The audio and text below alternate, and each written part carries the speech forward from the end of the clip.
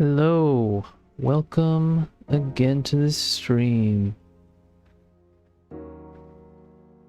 Feels like it's been forever. It's only been a week this time. But welcome back. As the title suggests, we're continuing with the Infernus Marines today. I made some solid progress on them since the previous stream. Pretty much blocked out all of their main colors and everything, and got the wash on them, the Nuln Oil dark wash to go in all the cracks and crevices, make things look a little bit more distinct. Yeah, so today it'll be going back over all of those areas with some light colors, making them a little bit more salamandery again. My desk has gotten a little more pleasantly messy. I went through some of my things that I haven't really messed with since the move, and dug out a bunch of models that I had kind of work in progress or was using for testing and stuff. So I've got quite a lot to work on, and some things that will be less Warhammer adjacent. We'll see when that will happen, because for the foreseeable future, these starter box minis are going to be kind of the main focus. But yeah, there's some fun D&D minis that I've got primed and really ready to go, and so sometime I'll take some time to work on those. I've also got this Kit Bashed Ethereal on my Tau. He has a like a green stuffed robe and hood, and he's packing too. He's got a pulse blaster, because this particular ethereal is very aggressive and warlike, and I've got a whole fun little background for them. But for now, let's jump right in to our salamanders, our Infernus Marines. It felt to me like this Army Painter green worked pretty well. So I'm going to start with that as the base. And if I'm really fortunate, that will feel like it hits the tone that we're going for, and I won't have to get funky experimenting with mixtures, because that's hard. But if not, I've got plenty of options to work with, so I'm not terribly worried.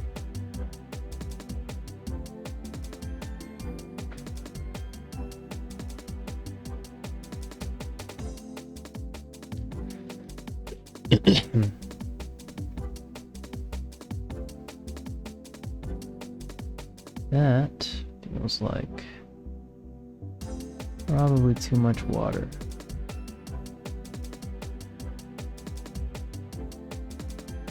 It's gonna come out a little bit too wash-like.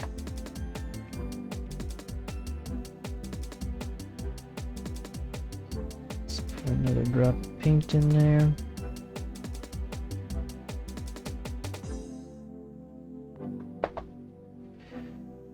Gotta keep in mind that's supposed to be airbrush paint, so it's already a little bit thin.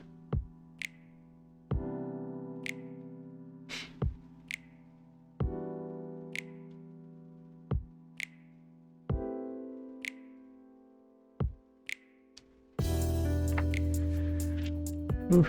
Alright.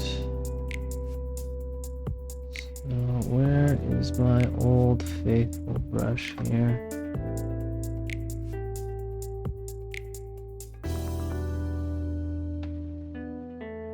I swear. Yeah, this is the one that I want.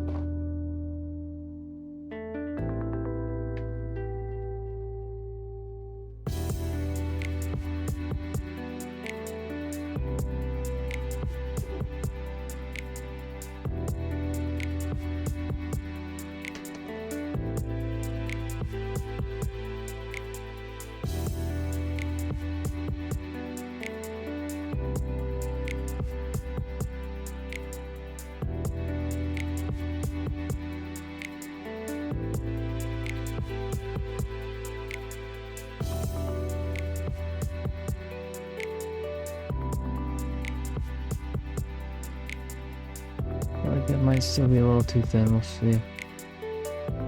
Once we start laying it on. Although, if that's the case, I'm not going to start with the sergeant.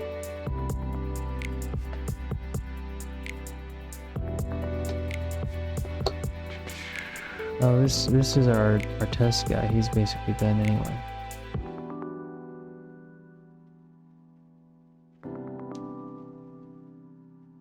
He's got some slightly off coloring on his shin though, so we can still lay some paint down there.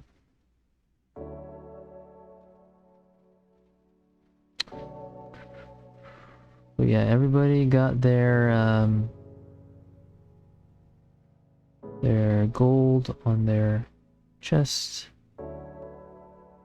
emblems. I just went with kind of an orange. I feel like I did this on stream, but I don't remember. I just did an orange for the canisters on the flamers, and then they've got regular old metal highlight.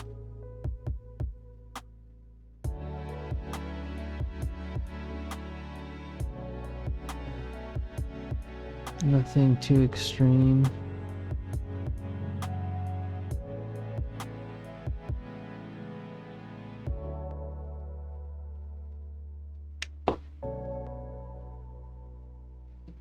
Just go back here.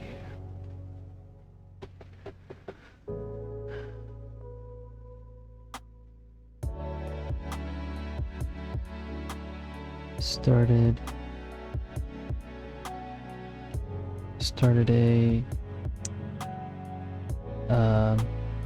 a crusade campaign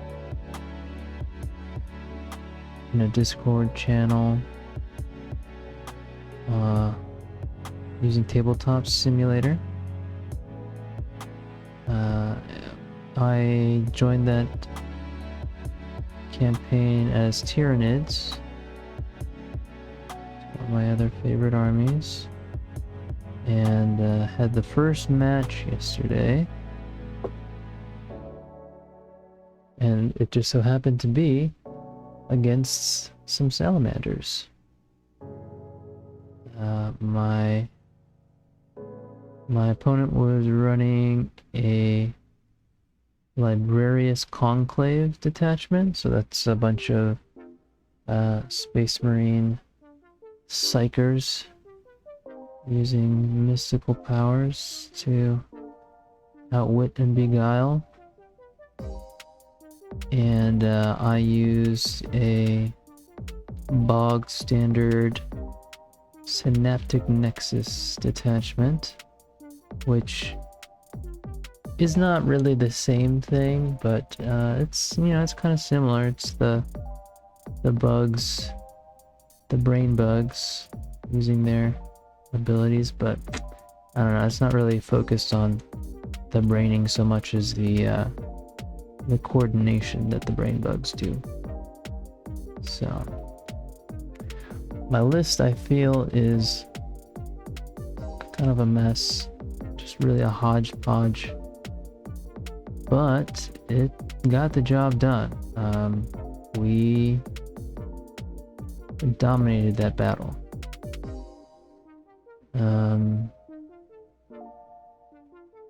The folks who are running the crusade have created a set of custom missions and maps for it. So we were using those. The mission involved basically standard objective scoring. You know, you get your squads on the objectives, and whoever has the highest objective control there, it's to control the objective. And the hitch was that the map had some kind of what would you call it? There was like an emergent disaster, basically, where as the battle progressed, different parts of the map would change into hazardous terrain, which would deal damage to any units who started there on their turn. So that was interesting. My opponent didn't really end up feeling much of that. He managed to do a lot of scoring without being in those areas. I had a unit of Barbagons, which are some Tyranid quasi-artillery bugs, and they were just kind of sitting on my home objective the whole time, and that just so happened to be permanently in the path of this hazardous terrain. So by the end of the game, they got kind of mauled by the mission effect.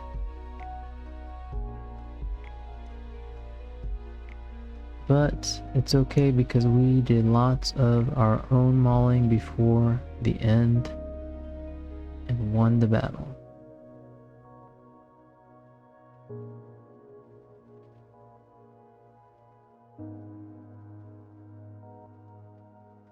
The map had an additional effect, which was supposed to be this sort of gravity anomaly, where at the start of each round we would roll a dice, and on a 2 through 5 nothing happened, but on a 1 every model had their movement debuffed. Everybody got slower, charges became harder, but on a 6 every model gained the fly keyword and had increased movement. So it would have been interesting, but we completely forgot about it after the first round. So it didn't really come into play for our battle.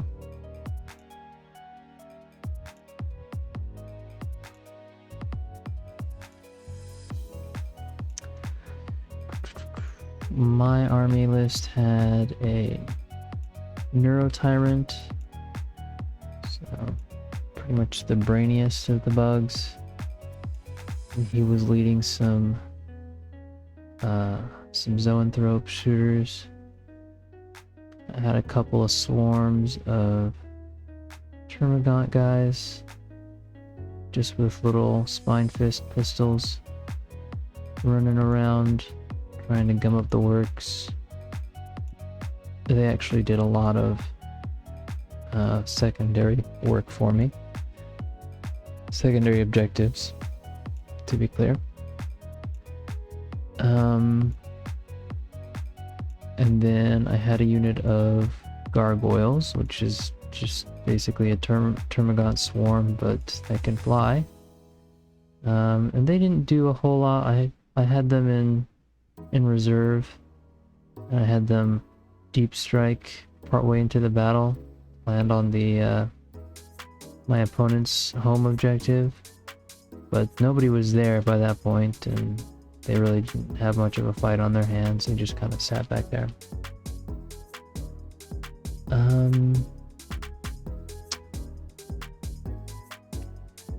But I had a number of really standout units. I had some, probably the most surprising for me was some Venom Thropes, which I have never used and never thought much of, but they have a anti-infantry keyword that made them really effective. They did a lot of damage to one of the opponent's big scoring units, and then they were backed up by one of my powerhouses, which was a Psychophage, which could not have been a worse matchup for my opponent, because with his detachment, his Librarius Conclave, he had basically turned all of his army, I mean, all of his characters were Psychers, of course, or all Librarians. But he also had used them to make pretty much everyone else in his army Psychers, which is the Psychophage's favorite snack.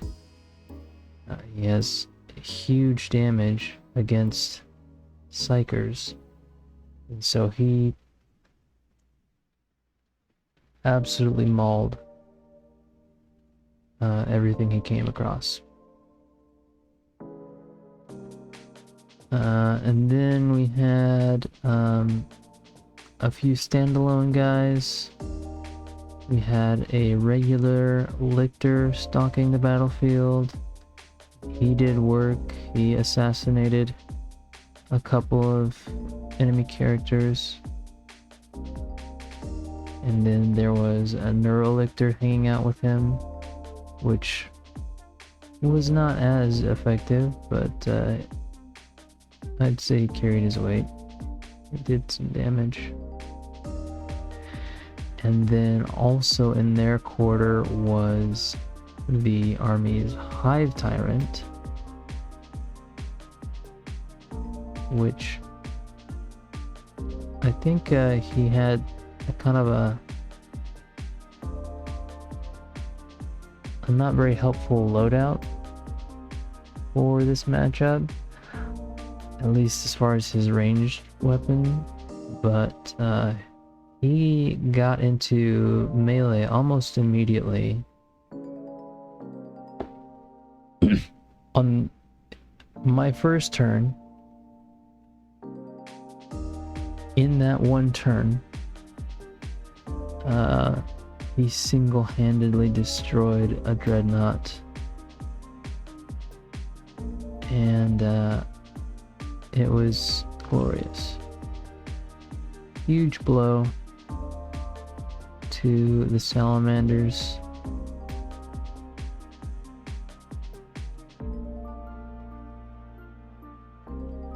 And basically secured the whole board for me for most of the battle. The Salamanders also had a unit of Terminators that they kept in reserve, and they probably could have come on to the battlefield a lot earlier. He had wanted to use a teleport homer for them, which would bring them in a lot closer to my deployment zone, but I used some of the Termagants to screen it out, so that wasn't an option.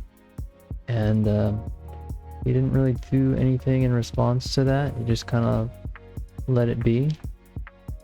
And the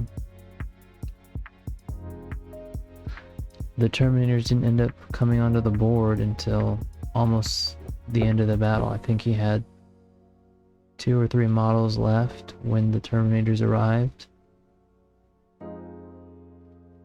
which was really fortunate for me because they were basically unkillable.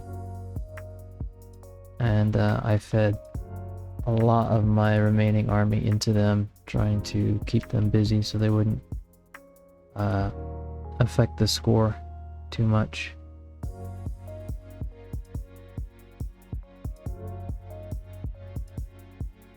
And they did not. We won, but yeah, if those Terminators had been there from the start, I imagine things would have turned out a little differently.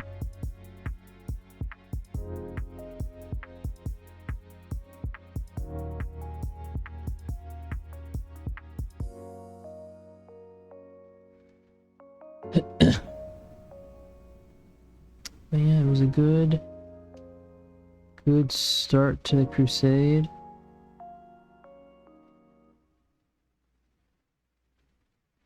I'm anxious to see who this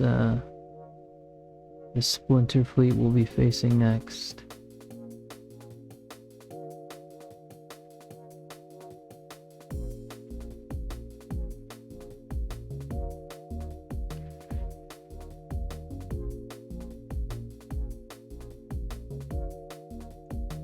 The crusade is divided into 3 super factions, which are basically just the teams, and they're all vying for control of this planet. And my team has, I want to say, 4 Tyranid armies in it, including mine. So that's basically our identity. I want to say there's 7 or 8 players on the team. And all 3 teams are about equal. There might be one that's got 7 players and the others have 8. But then the others are a pretty even mix of Imperial and Chaos armies.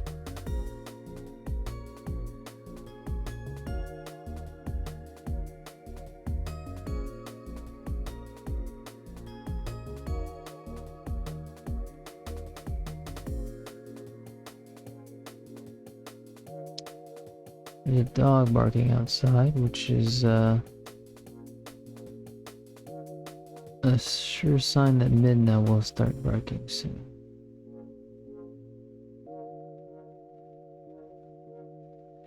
She's got to let him know that she can hear him.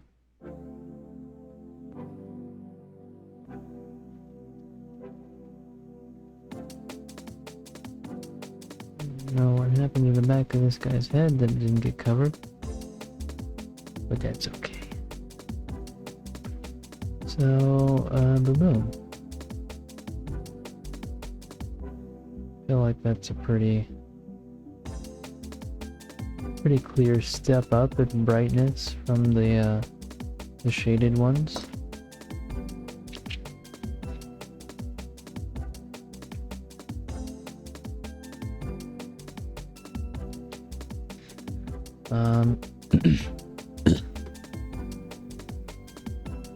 The roadmap that I see for these guys is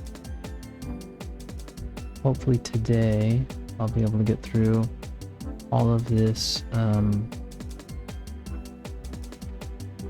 don't even know what you really call this step. It's not really highlighting. It's not really base coating either. It's kind of restoring the base coat, but keeping the shade in the recesses.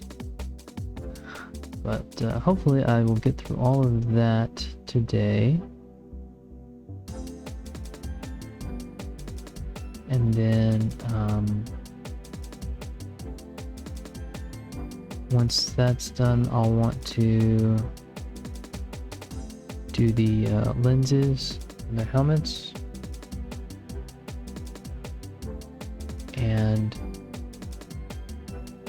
the sergeant, who has no helmet, he's got like a half mask on, which will be an interesting challenge.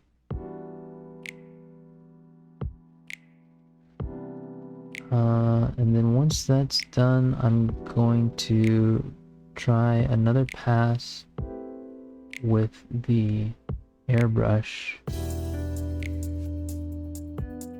for the flamer effects. Try to use the airbrush for lighting, just so I can compare it with the version from the sponge, see what I like more.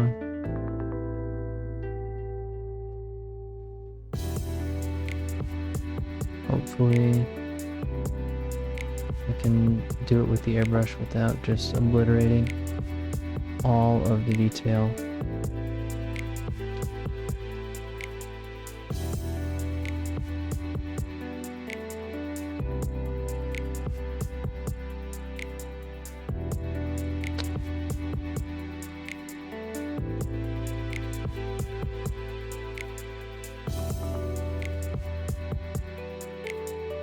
Wet palette paper is getting a bit loose.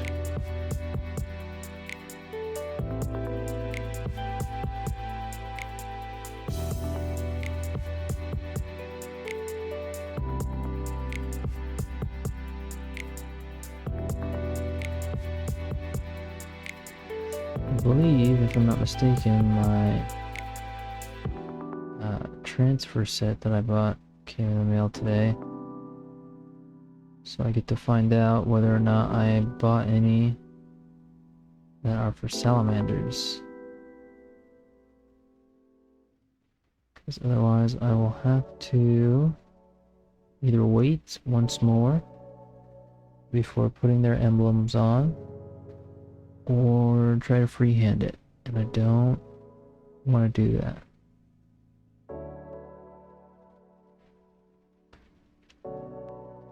What's this? Ah, we got a bot.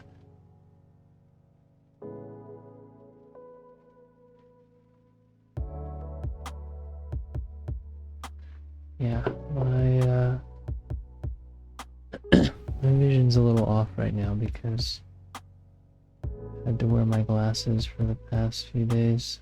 The contacts were bothering my eye, so I had to throw them out.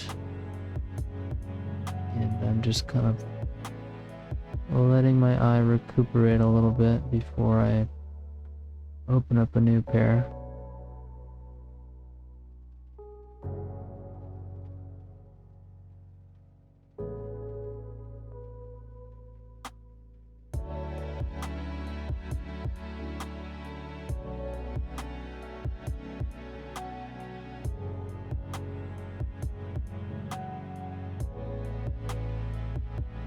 I feel like this is not really going on evenly,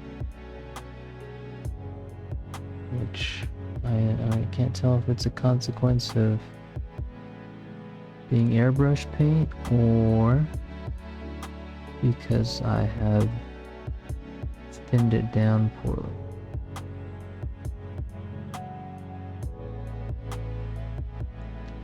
It looks fine to me on the palette, at least.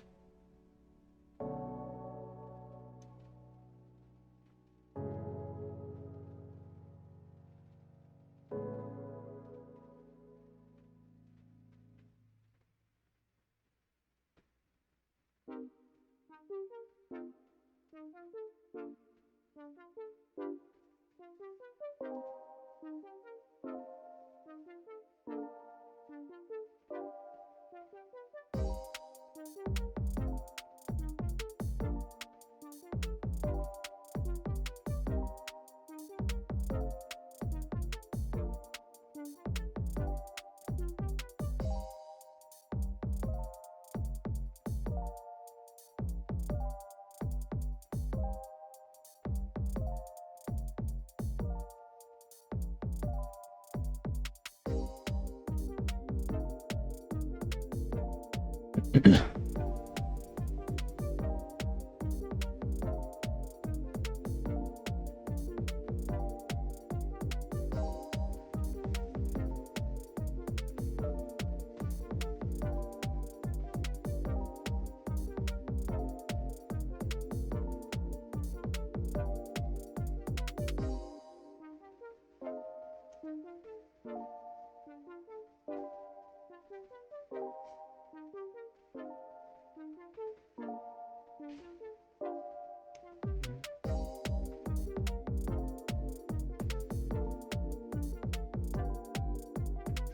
feel like there's also some improvements I need to make to my technique with the washes. I usually just blast the whole model with it, but that leaves some really noticeable, like if you can see here on his leg, there are these sort of dark spots here on the side, on the top, and those are basically just splotches of the wash that dried there. And I can build up over them, cover them up, but I feel like there's probably, you know, technique where I don't have to do that. And it would seem like the technique would just be, when you're doing the wash, don't blast the whole model with it, you know, just aim at the cracks and crevices. But I feel like that just makes it more noticeable, because you can't, well, some people can. Realistically, I cannot restrict the flow just to those little spaces. It's gonna pop out somewhere. And I guess my logic is, if I cover the whole model, then it will look uniformly dark, rather than having a bunch of dark buildup around the joints and stuff.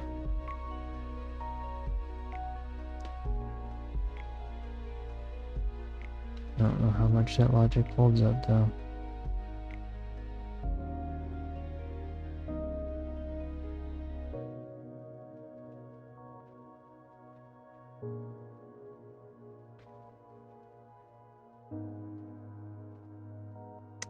It does feel like this green is going to be enough though to bring them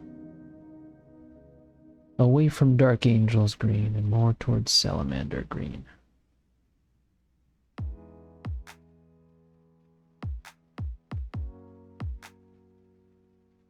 Might need a coat or two,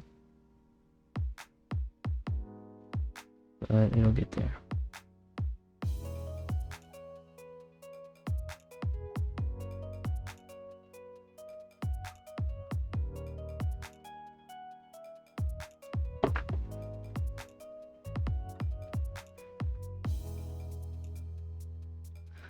Now I gotta deal with my glasses sliding down my nose all the time.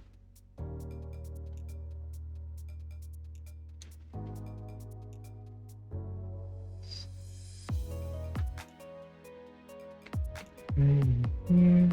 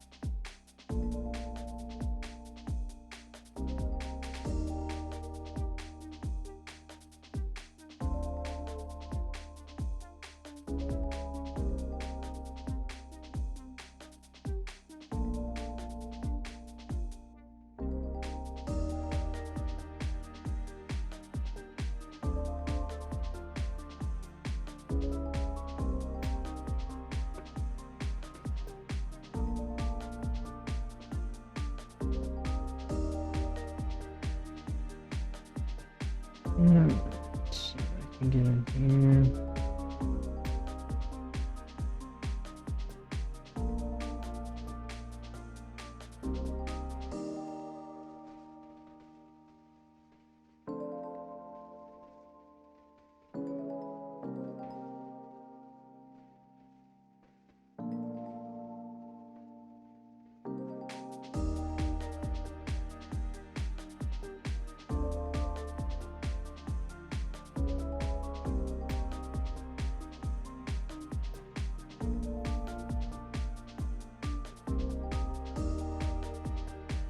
So some of the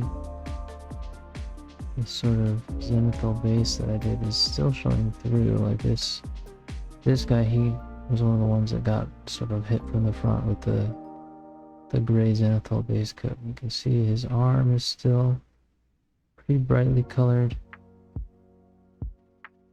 His faceplate still has it. So that makes me a little bit less worried about the other ones.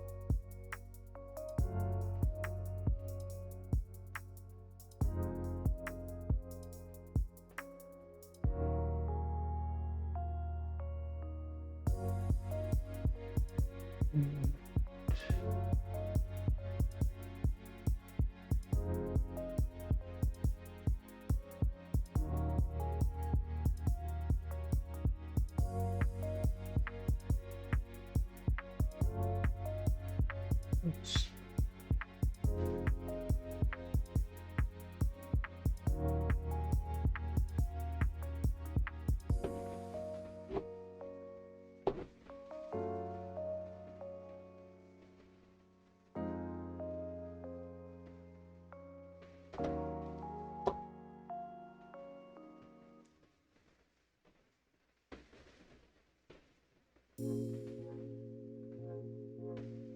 See, it's very apparent on this guy's leg. You can see this big dark splotch that came out, and that's just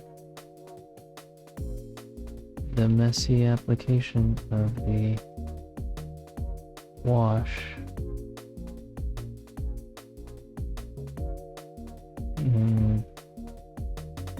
I certainly didn't set out to make them splotchy or anything. I tried to spread it around so that the whole model would be darkened. But that is just kind of the nature of that paint. Just to gather a little bit.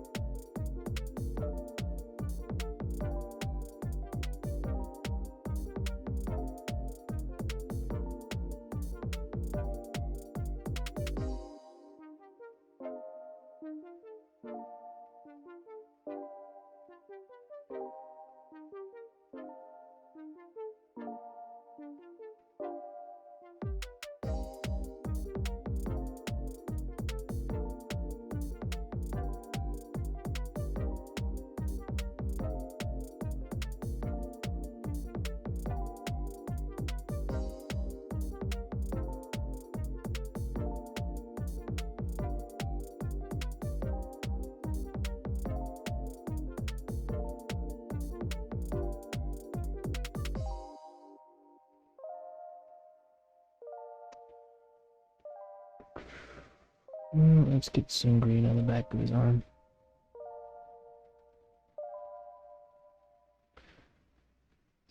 Kind of got left in shadow because I assumed that it would be appropriate with the light coming from his flamethrower, and that may well still be the case, but it also feels wrong to leave completely dark. So I'll put a little color on there.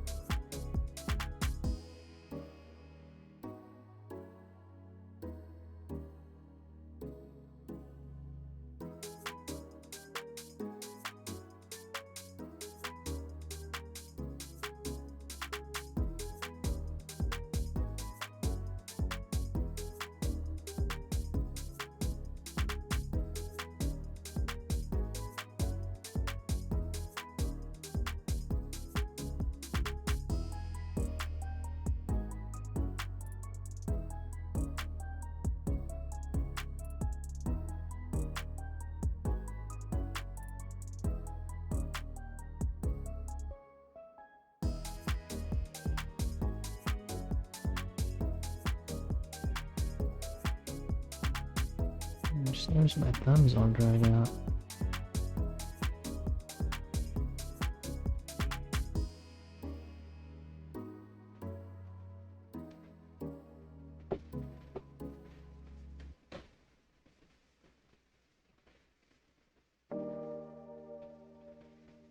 I don't need to do that in front of the camera.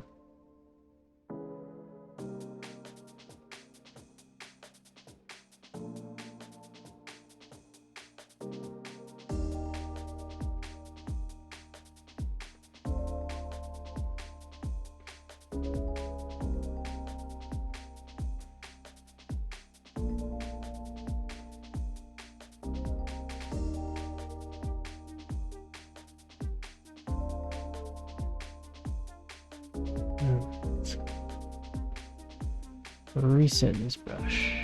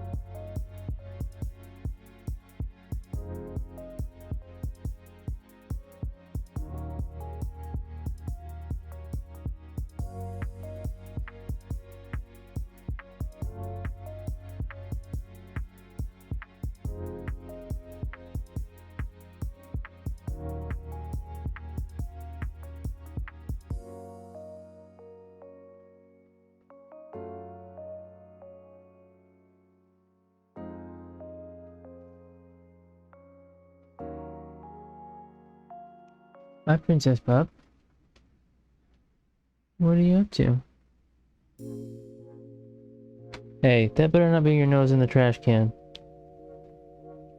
Yeah, that's right, you little criminal.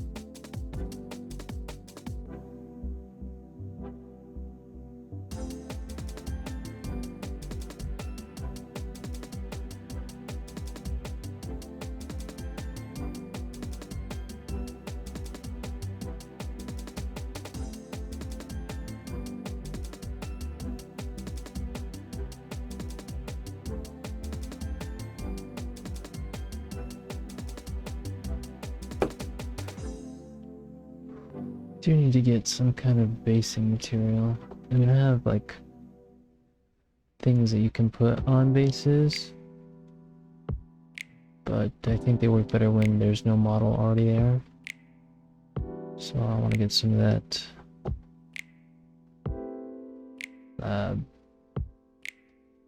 basing paint, I guess, what they are.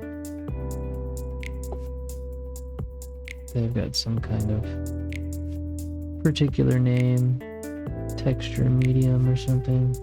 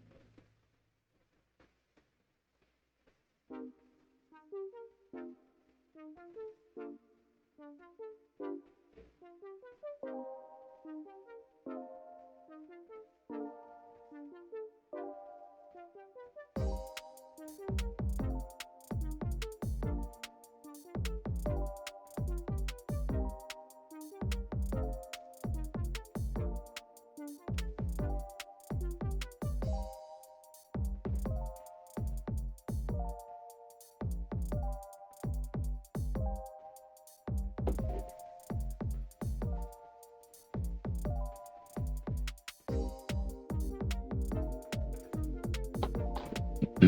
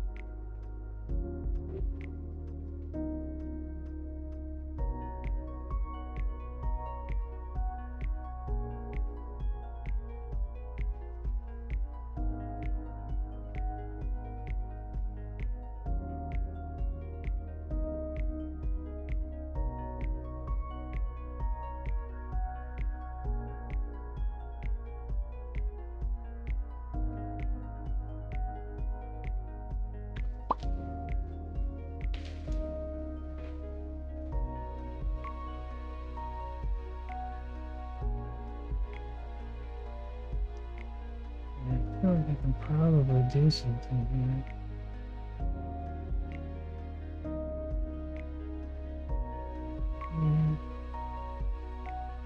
No, I guess not.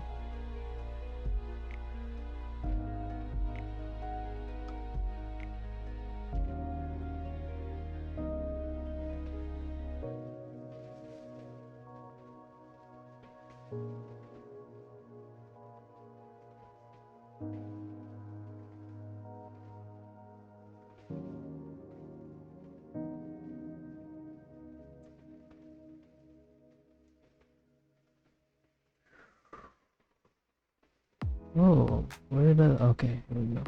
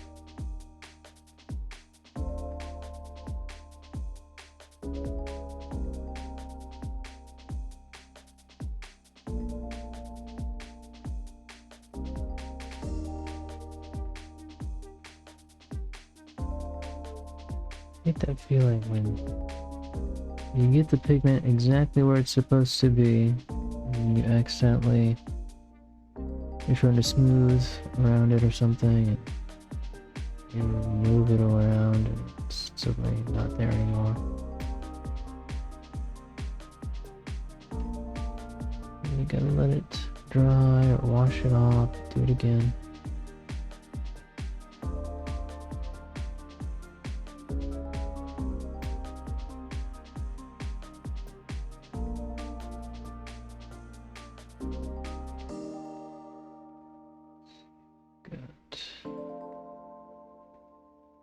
Two boys left after this one. 3 maybe? I think that the guy who already has the OSL on him, I think he also got some wash. I didn't do the whole model, but I'm pretty sure I did some of them. So he will need some touch-ups.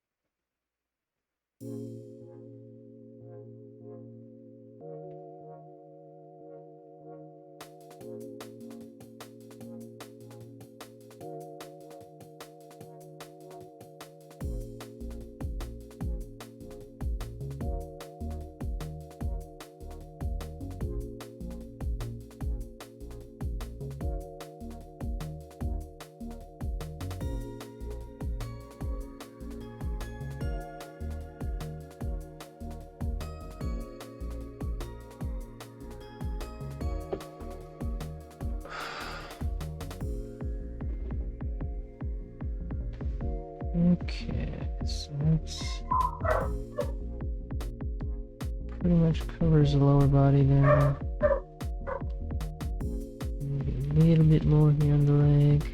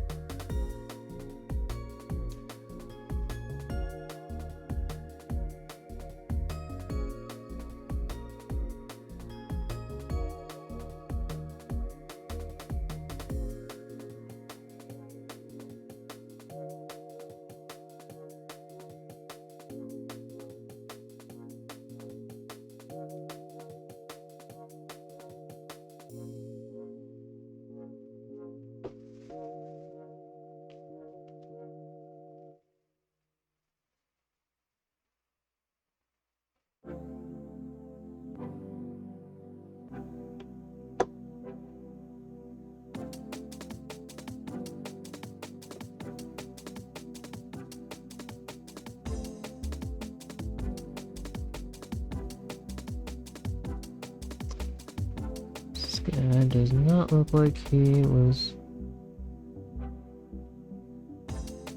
darkened up as this to the same degree as the other ones.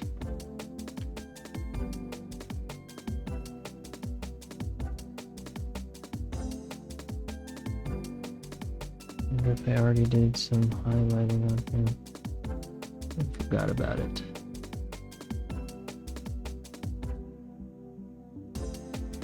That would be par for the course.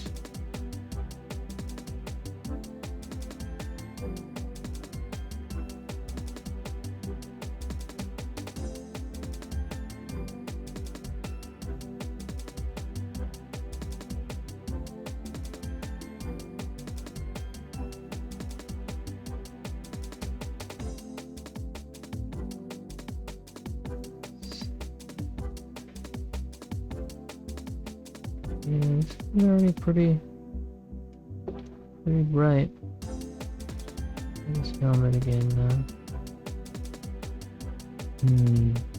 Yeah, I definitely completely forgot the last guy's helmet.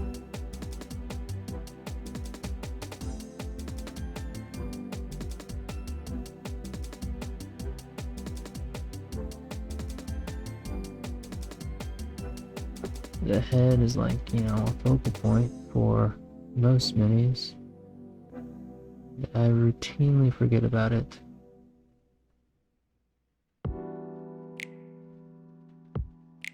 Don't know why.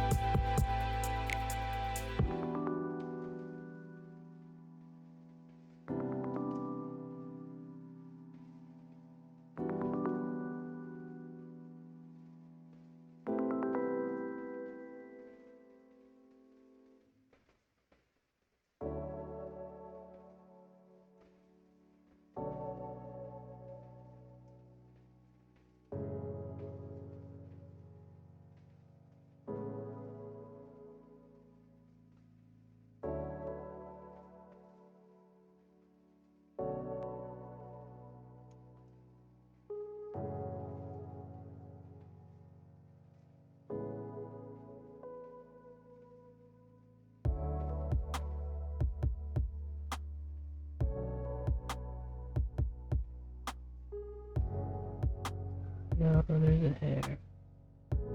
So a little bit of fuzz. The enemy of all miniature painting.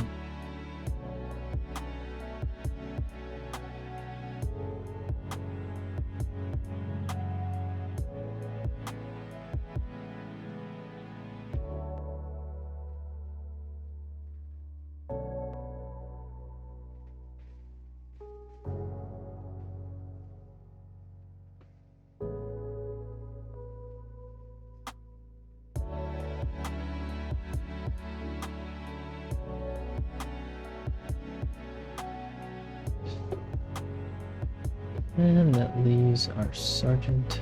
Well, technically also the what to call him, the OSL guy. The singular OSL guy.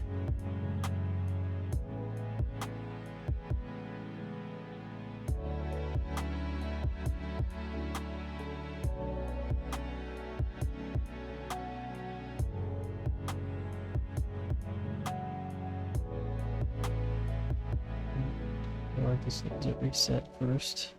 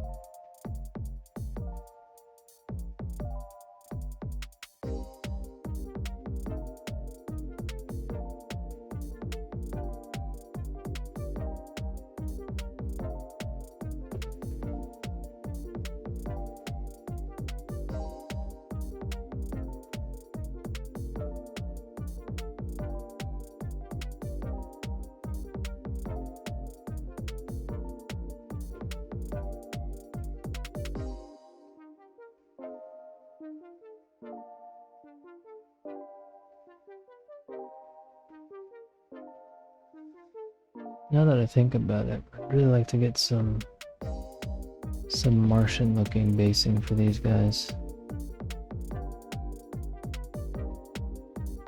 I feel like they'd probably look really good.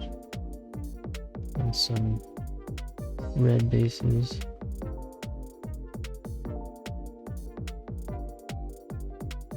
Or maybe that'll clash with the fire, I don't know.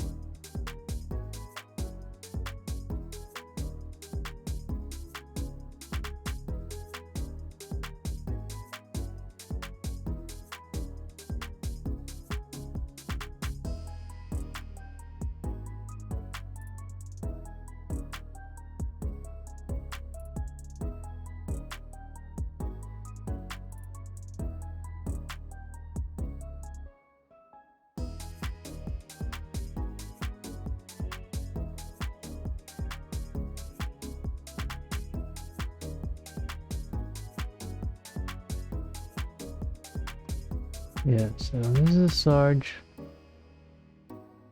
He's got just kind of his lower helmet portion on his mask. So we'll have to figure out how to do some salamander skin on him.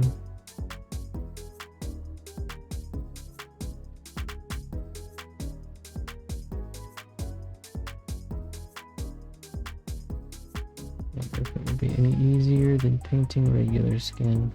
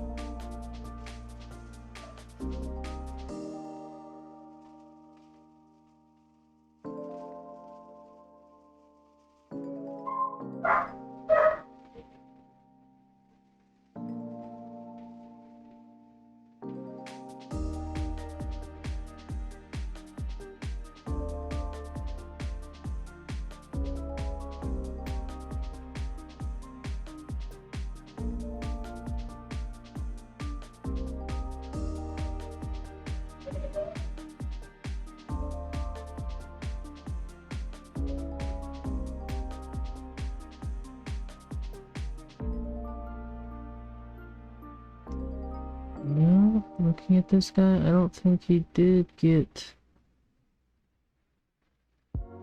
a wash on him. I'm trying to guess as to my logic in that choice.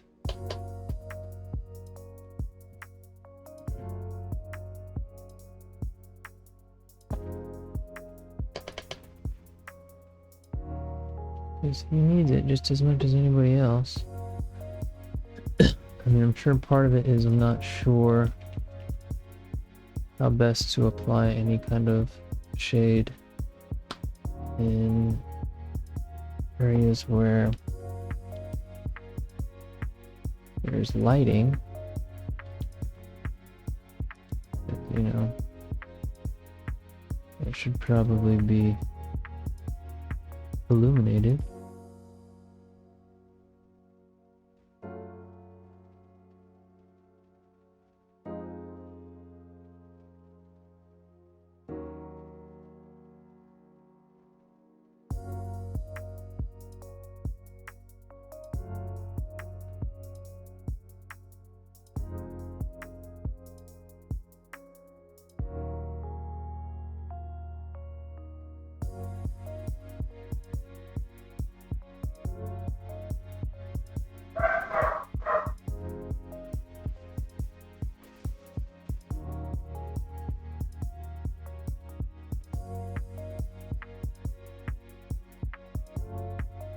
Yeah, see, I don't feel like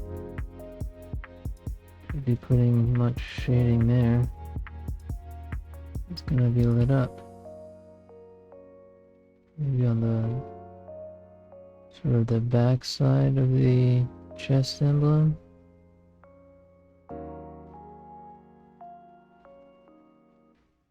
Probably catch some shadow.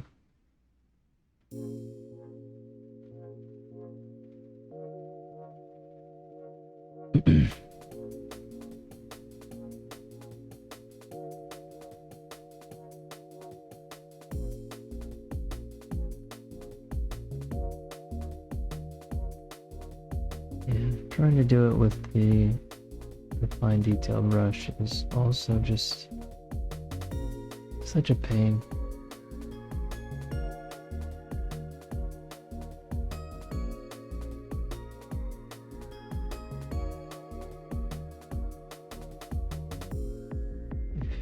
If it like guaranteed that it would actually go where it's supposed to go, that would be one thing, but quite often it doesn't. It will just not fill the gap or pull off somewhere else.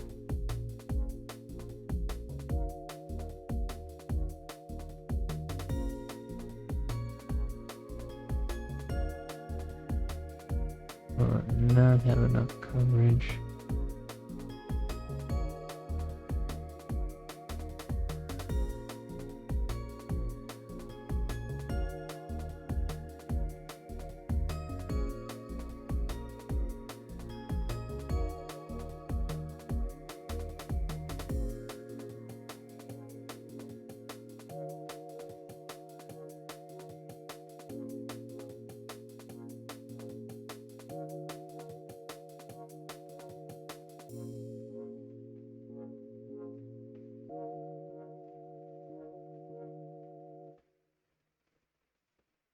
We got some spatters of gray on his back that we have to fix.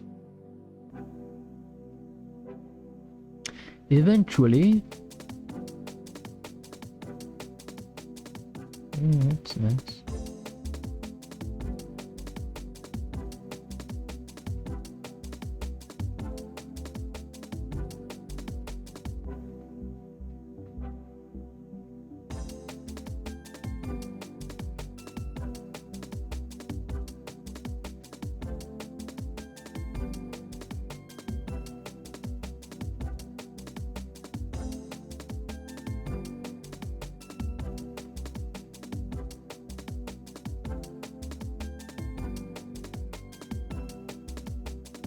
The leathers in particular, I think they do look better when they're completely covered with the shade.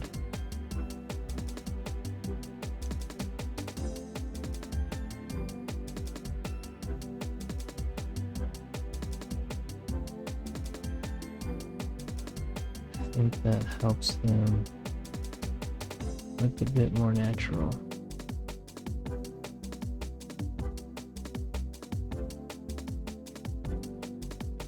At least once it's dry.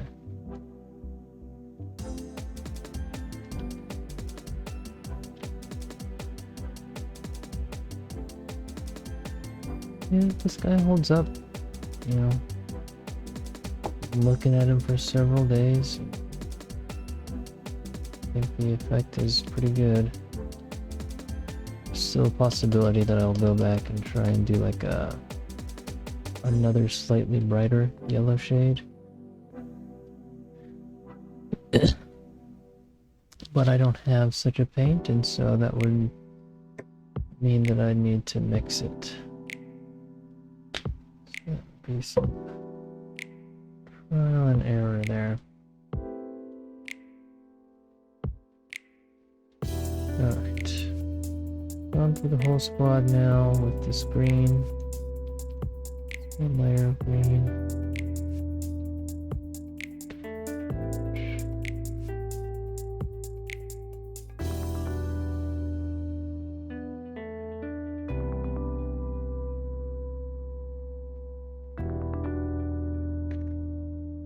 Okay, let's see. Really next most visible thing, I think, will be the purity seals. I don't know if this wet palette's gonna work anymore. These,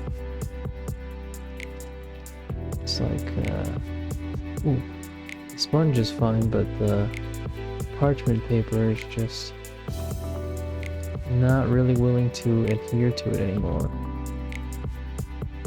It's dried out in its own way. And so it's starting to crinkle away from the sponge.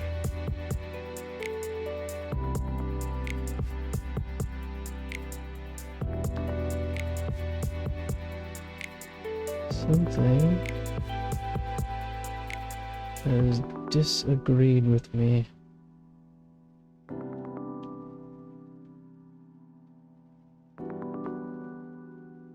My stomach is not happy.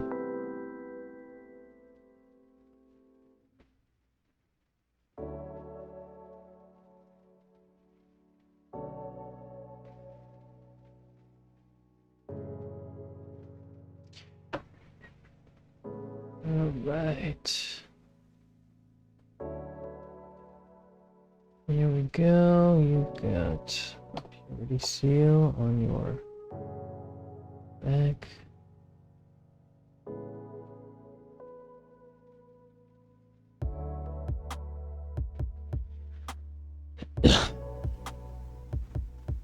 I wonder how they decide where the purity seals go.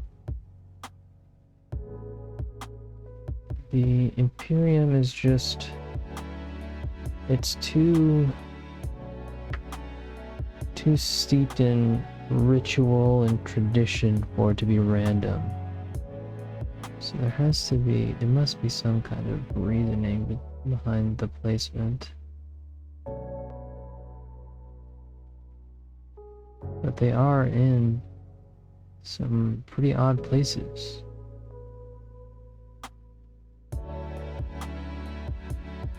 A boot. In this case, it's on his holster.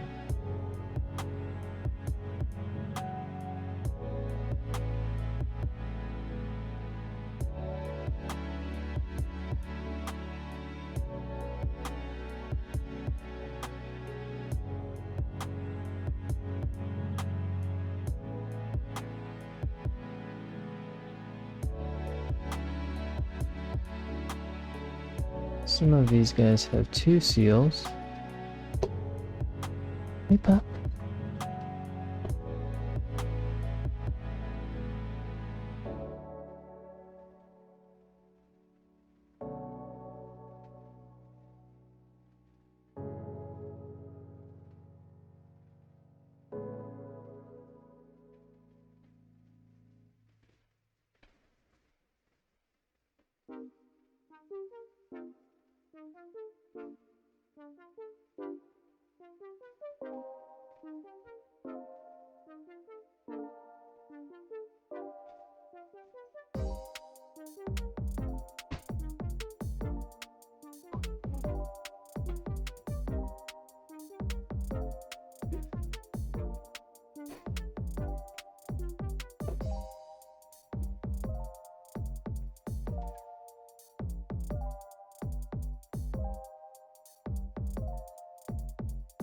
What is it, pup?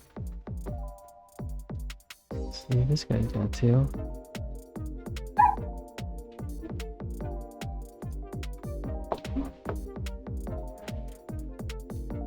I know.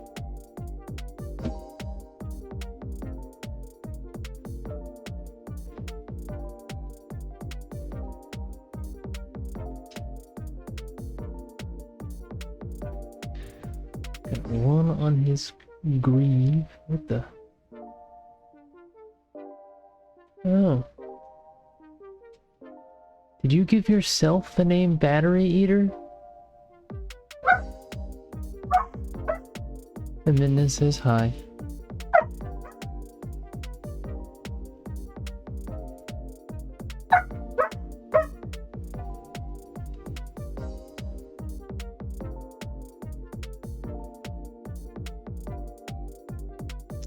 I'm pretty sure Allison is in the chat.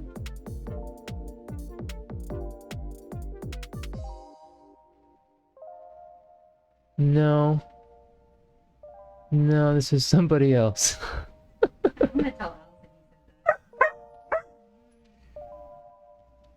that. Alright, you got a hush pup. We will break the microphone.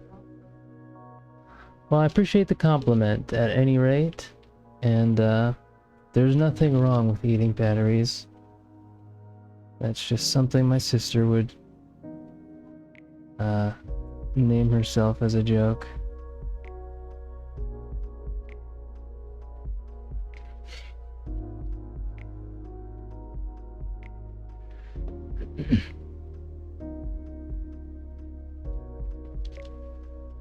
Let's see.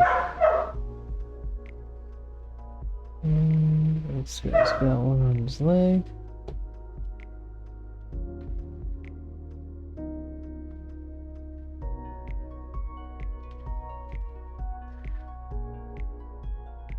Yeah, for a second, I forgot what hobby I was in, and I just took the word brother literally.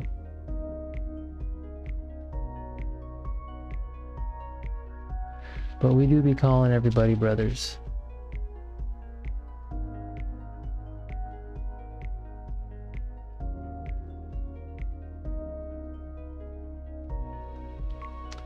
I don't know how people manage to paint the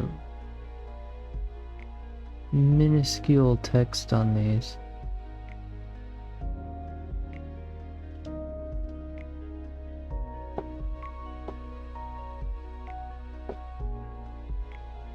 I'm just gonna go ahead and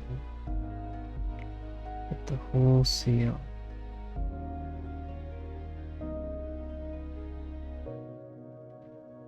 Hopefully, when it dries, some of the dark will still show through.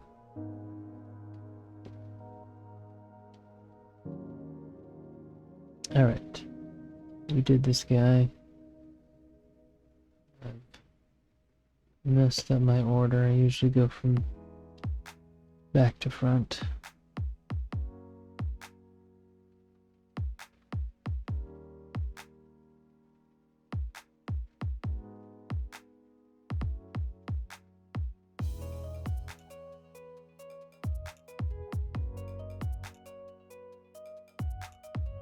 This guy who apparently needs extra protection on his hip.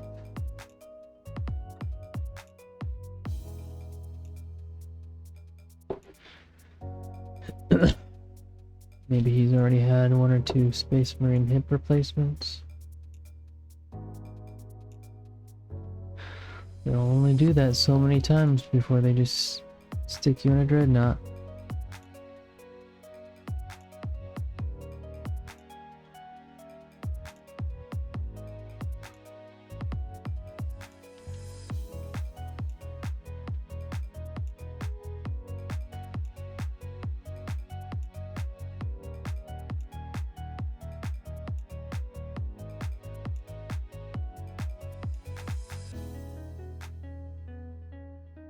Wait a minute, I know that.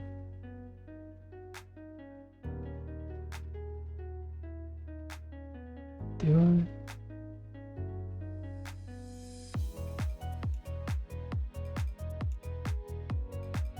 I? Okay.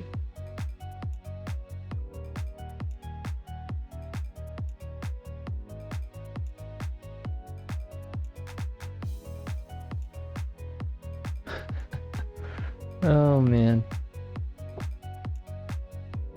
Alright, so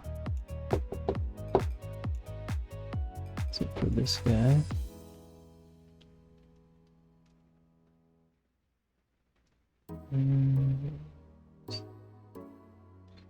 All of them.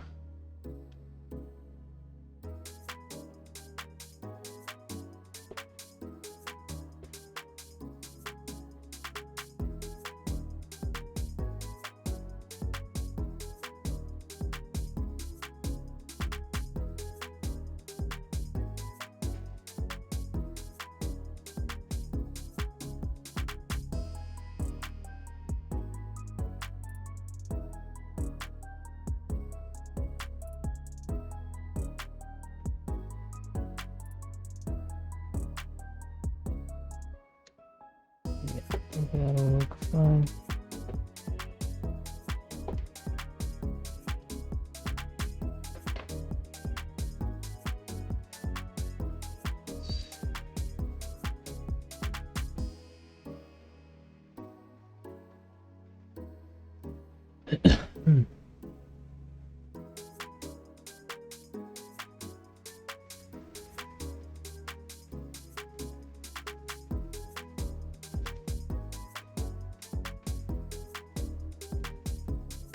Alright. There's you.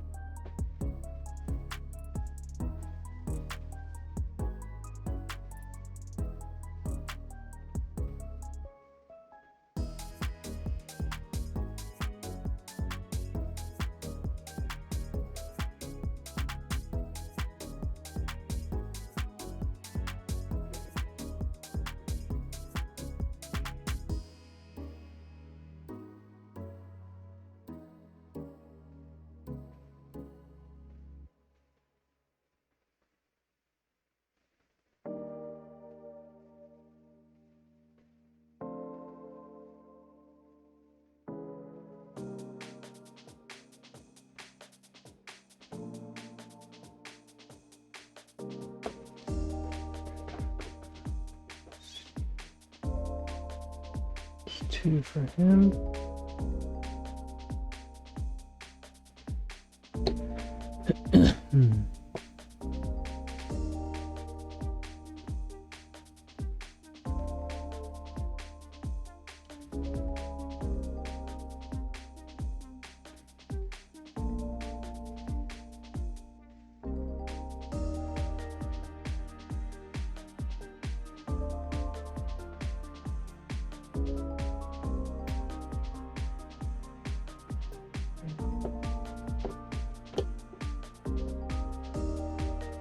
This guy didn't have any shade on him to begin with.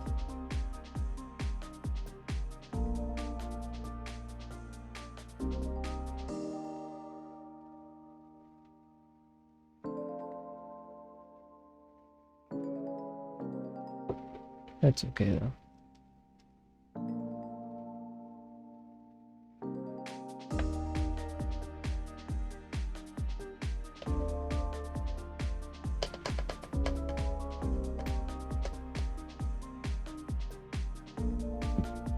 Right. Well, we just finished with the parchment tone and hit the 2-hour mark. Feel like that's probably a pretty good natural stopping point. But I'm gonna put some more paint on the palette anyway.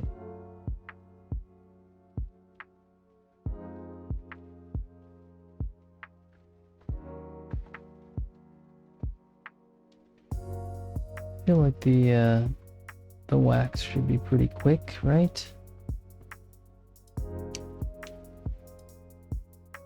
Feels wrong to just do the parchment and not the wax.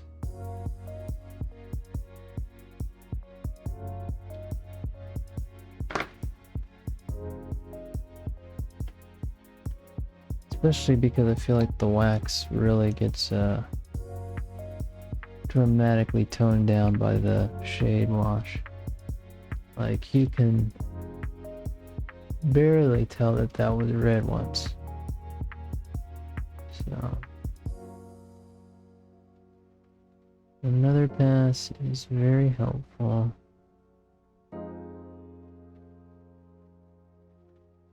For bringing back some vibrance.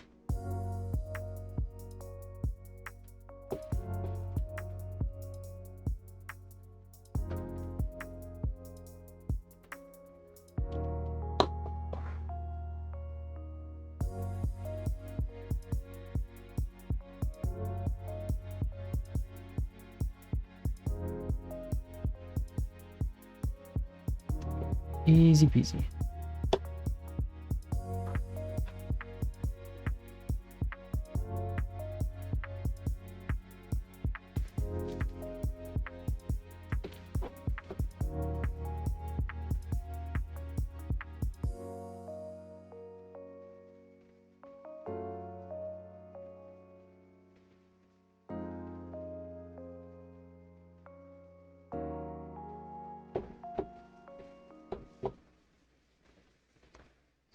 He's just got one, but this guy's got two.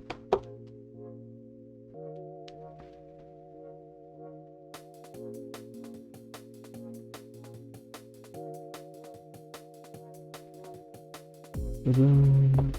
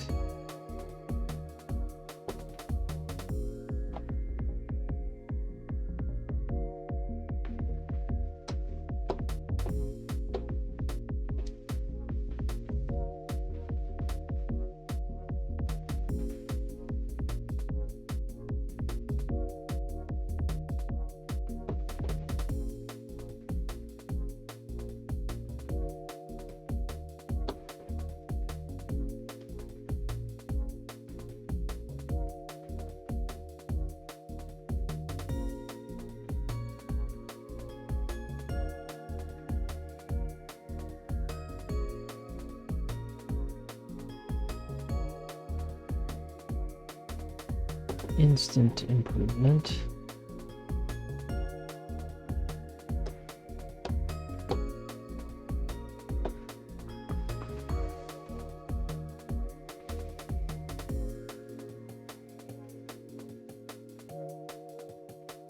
Honestly, after this one pass, I could do these guys' eyes and call them done. But that will not satisfy me.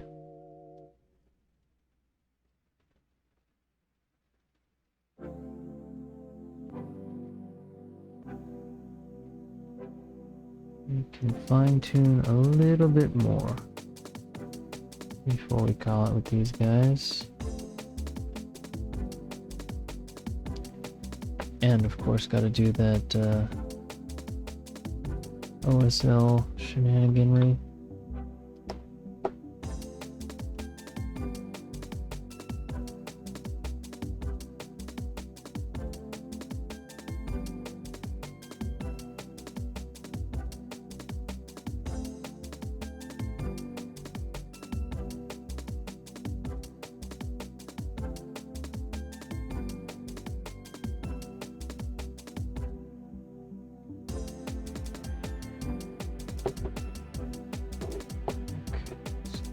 Go back to your spot. Get the Sarge in here.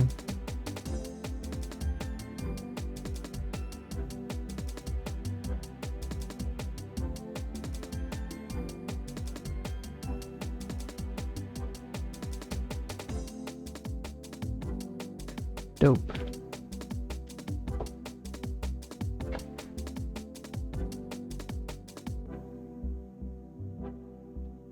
Alright. That'll do it.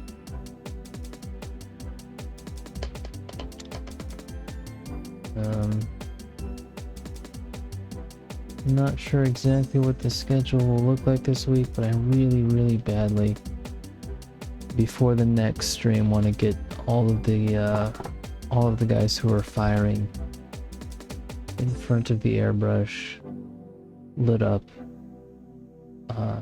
and ready to go.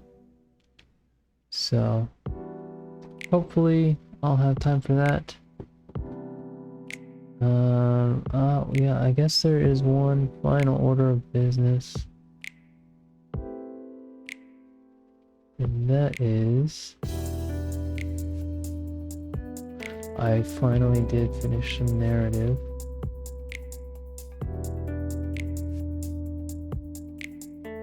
for Squad Aurora.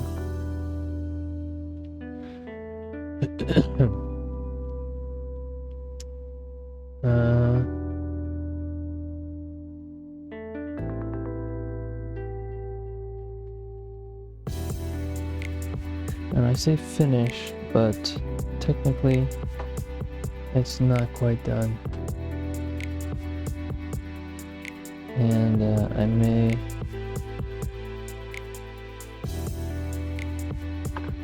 I may try to wing it. See if I can do that without embarrassing myself.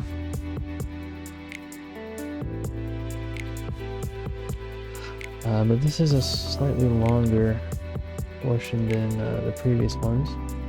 The last we left off, Sergeant Solik and Squad Aurora had just deployed to the surface of the world where the previous Blood Ravens scouting detachment had disappeared. And they are moving out.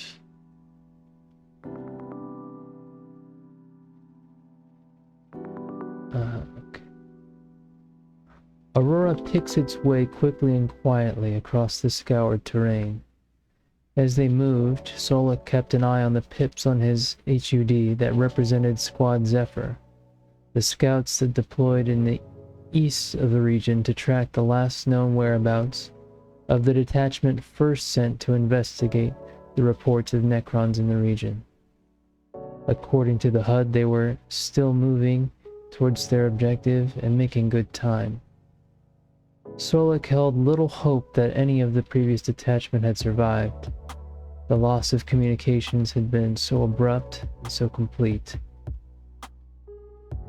He led Aurora toward their secondary objective, an anomaly that had appeared on their topographic scans of the world.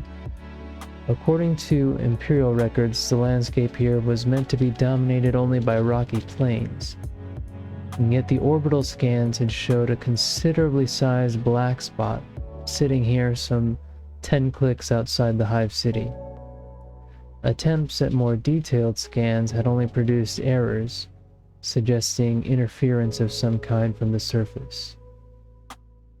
Aurora is within a click of the objective when they begin to see activity.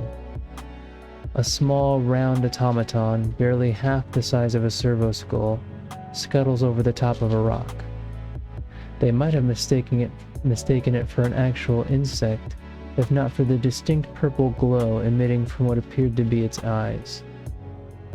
Brother Baloris leveled his pistol at it, but Solik stayed his hand as it skittered away.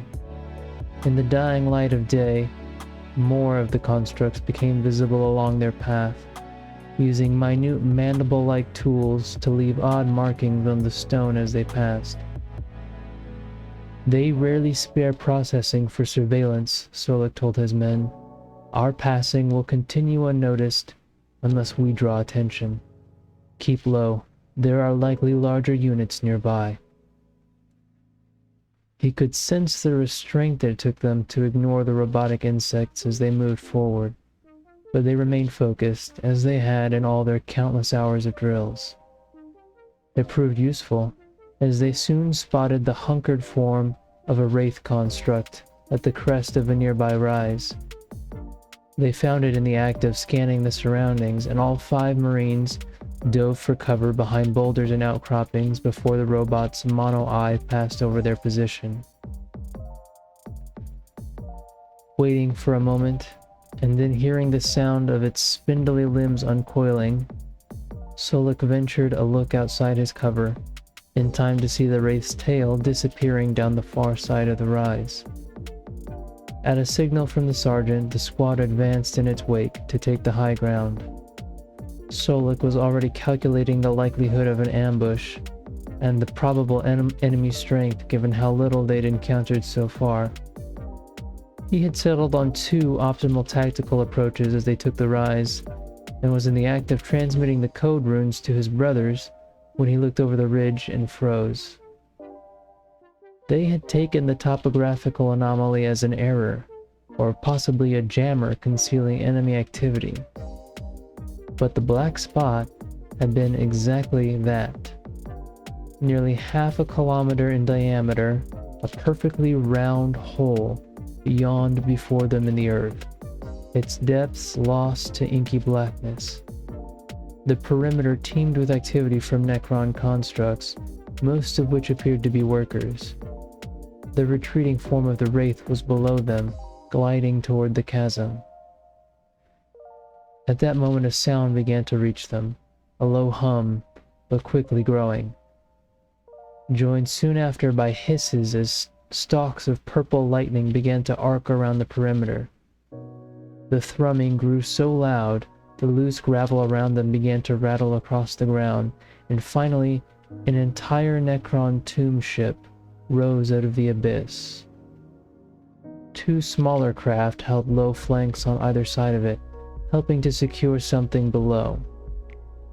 Tethered by gargantuan chains and covered by teeming automatons, a cube, almost as wide as the ship itself, was hauled out of the depths. It seemed at first to have a plain metallic sheen, not unlike the living metal skin of the Necrons themselves, but its surface shifted. Now it had the polished finish of a smooth mirror, and then a translucency like some kind of crystal. Splotches of blackness played across its surface, like Solak had never seen. Darker than the hole it had been born out of, darker than the void of space itself. Whatever this was, the Necrons had dug it out of the hole and had claimed it for their own. And whatever its purpose, it would be up to Aurora to discover. And yeah, that was a weak ending because I was just ad-libbing that part. So, not as finished as it could have been. But slowly collecting and ready to be compiled for the conflict for Martyr's Hold. So I think that's probably going to be kind of the conclusion for Squad Aurora on this planet. I thought about doing something where the other scouts find the remains of their first detachment, but I think that I'll probably skip over that, just have it mentioned in passing, and advance this narrative a little bit to Aurora arriving at Martyr's Hold and meeting up with the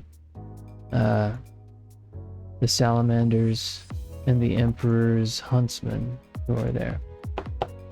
So that's what to expect from the next bit of narrative. But thanks for tuning in. Appreciate the comment, Battery Eater 99, and hope to see y'all again. Until then, this is Daft Pirate signing off.